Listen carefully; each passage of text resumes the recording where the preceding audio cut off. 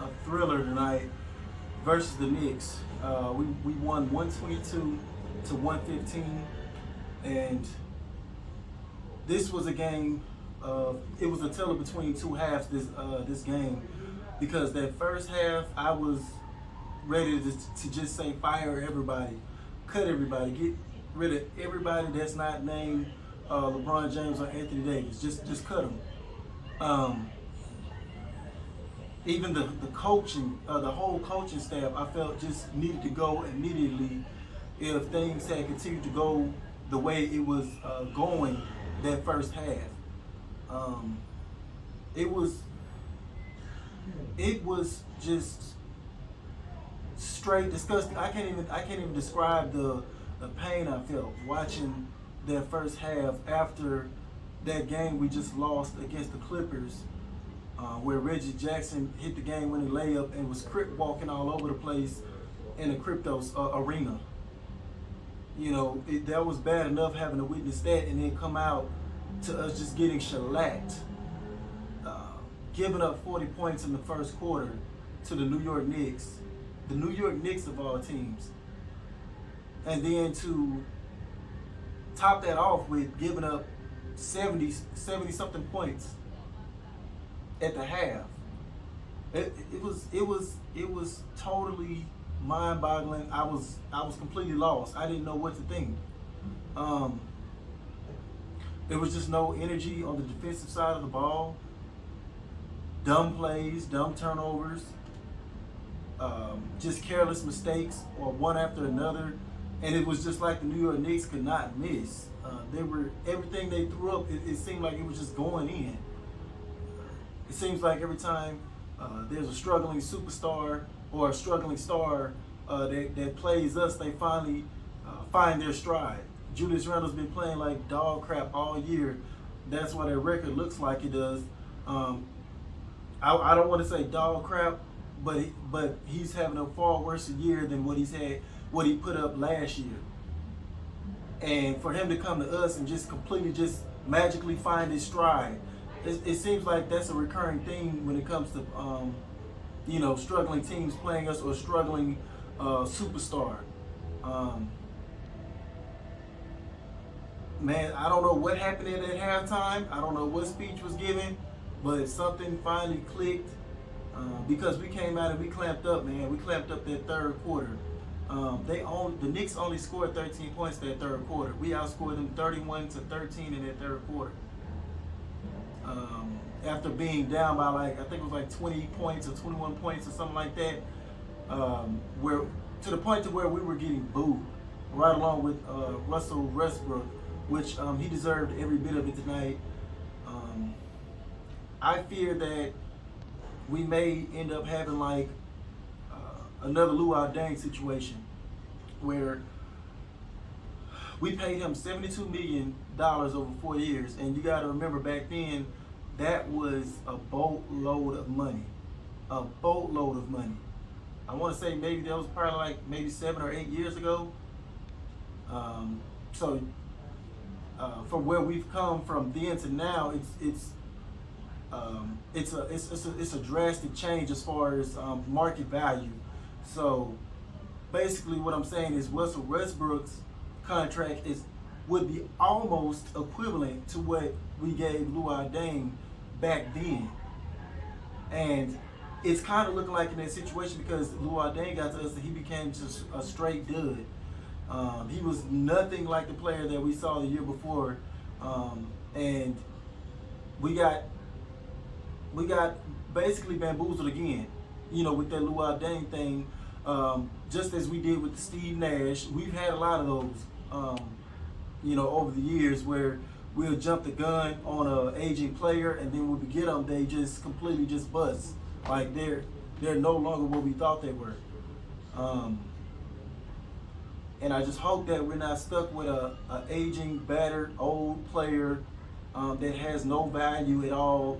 And we had to end up not restructuring, but we had to, I forget the term. I know we had to end up stretching his deal out. Like that last 2 years of his contract, last 2 or 3 years, we had to end up stretching it out because nobody wanted him. Nobody wanted him, and the Lakers had to stretch it out over some more years to be able to fit under the cap and get more players on the roster. And it was hell, man. Those years having Luol Deng trapped on our contract like that, and I just don't want this to turn into that type of situation. Vogel was showing, just dumb coaching on his part. He did not have the guys ready to go defensively at all. At all. When I say at all, I mean at all. Like, can you at least pinch somebody? That's how bad the defense was that first quarter, of the first half. And the fact that he just watched Westbrook throw up brick after brick, miss layup after layup, turn the ball over after turning the ball over. I'm talking about this guy was fumbling on fast breaks, getting the ball stripped from behind, everything. He could not do nothing right tonight. Vogel watched this whole thing play out until later on in the third quarter. He decided to pull him, and what do you know? As soon as he pulled him, that's when we make our comeback. All the way into the fourth quarter, he did not bring Russell Westbrook back into this game until 4 minutes left in the fourth quarter. And right on cue, because we had got the lead at that point. It was like a 6 or 7 point lead. He decides to show his loyalty to Westbrook again and put him back in there 4 minutes to go. Why not ride the hot guns that erased the 20-point lead, got you the lead with 4 minutes to go, let it ride? No, Vogel has to get cute with it and show loyalty. Because I don't want to ruffle Westbrook's feelings. I don't want to hurt his feelings. You're going to learn real quick, Vogel. This is LA. We don't care about no hurt feelings. You either show production or you're going to get booed or fired. One of the two. I feel like we are somewhat like the Cowboys when it comes to firing people. We let it go on a little bit longer than what it's supposed to. But Jeannie Buss and Rob, they're giving Frank Vogel lots of opportunities here. Lots of chances, to redeem himself. I'm not sitting up here saying that the man is a trash coach, as trash as Luke Walton or somebody like that. But when you're playing with a team like, when you're coaching a team like the Lakers and you have 3 supposed all-stars, you're supposed to have a better record than the doggone Clippers. So you can't sit up here and tell me about that I don't know what I'm talking about when it comes to Frank Vogel. Frank, it is what it is. The proof is in the pudding. We had a chance to get Ty Lue, and we blew it with that because we didn't want to let him pick his staff or whatever the case was. But you see the difference in the coaching.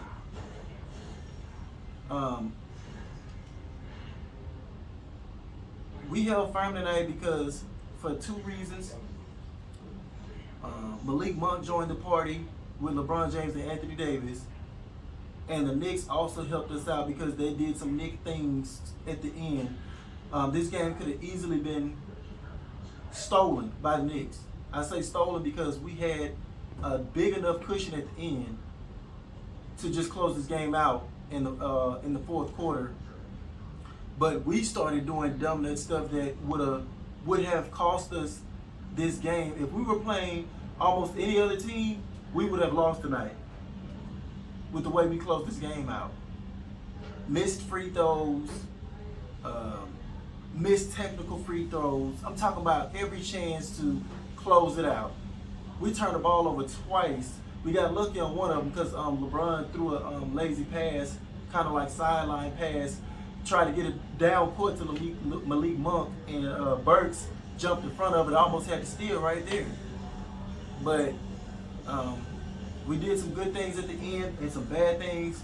R.J. Barry came back down at the end and scored a game-tying 3-point shot, had Spike Lee up jumping and screaming and shouting, and he was quickly shut up in overtime because we basically dominated the overtime 11-4. And I don't even think Westbrook played none in the OT. He didn't. And kudos to Frank Vogel for finally having some guts at that moment to do it, to bench him. At this point, it's evident Westbrook does not fit in this roster, man. At least not in the starting lineup. His only hope is to have like an Allen Iverson role off the bench. That's his only hope. because Malik Monk is even a better playmaker in my estimation than Westbrook. Not because he can pass the ball better, but because teams have to have something to fear coming off that pick and roll with Malik Monk with either AD or LeBron James. They have something to fear. That's a shot, a 3-point shot, a mid range. He even crossed. Malik Monk only made 4 3-pointers tonight. He was 50% from the field. Most of his damage came inside, so he's just not a 3-point shooter. His game is all around. He was crossing people over, getting to the hoop. Nobody could stay in front of Malik Monk, and for his frail frame, he was just when he goes to the rim, he goes to the rim with reckless abandonment. I'm talking about he's moving 7-footers out of the way for and ones almost every play down when he drives. So there's so much more to Malik Monk's game tonight. And I have some people still fighting me on Malik Monk, but he keeps shining more and more every game and proving everybody wrong every game. And so I'm proud of that young brother for proving me right on that. He was explosive tonight, man. 29 points, 11 of 20 from the field, 4 of 8 from 3. He's quickly becoming our third best star. He's not. I'm not going to say he's solidified just yet because that often gets tossed around too quickly.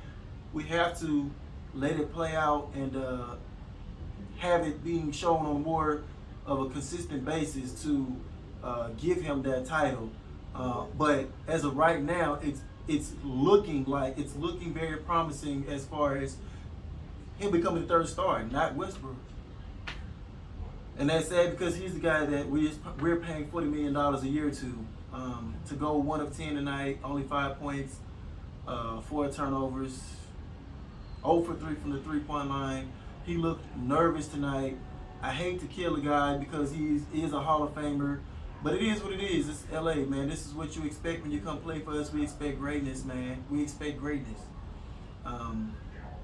Ariza came and played some great defense again off the bench. Dropped 11 points. His shot is still not all the way there yet. He shot 2 of 7 from 3-point range, but he did knock down a clutch 3-point shot at the end of that ball game there to kind of help us out, give us some cushion. Austin Reeves added 9 points in 18 minutes. THT 2 points, 2 steals, 3 assists.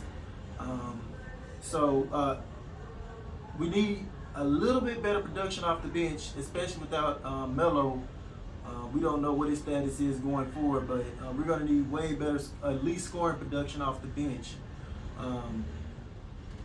We gave up 32 points to Randall, which is ridiculous. 32, 16 rebounds, 7 assists, 2 blocks. And Barrett killed us with 36 points, which is also ridiculous. I know he's been playing well, but come on now. 5 assists, 8 rebounds. And Burks off the bench had the most with 12 points. The other guys kind of just chipped in here and there. Fournier dropped 15 in the starting lineup. Like I say, I'm happy with the win, man.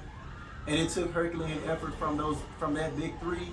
But I need to see more because this is not soothing. This is not making me comfortable in no type of way. I just need to see more, man. We really don't have no fear of falling out of the tournament spot because of how trash the Blazers have been playing. But we need to be trying to shoot for a higher seed, man. At least 7th or 6th, man. But that's all I have for today, guys. As always, thank y'all for watching. Please help my channel grow by like, sharing, and subscribing. And I'll catch you guys on the next one. Peace.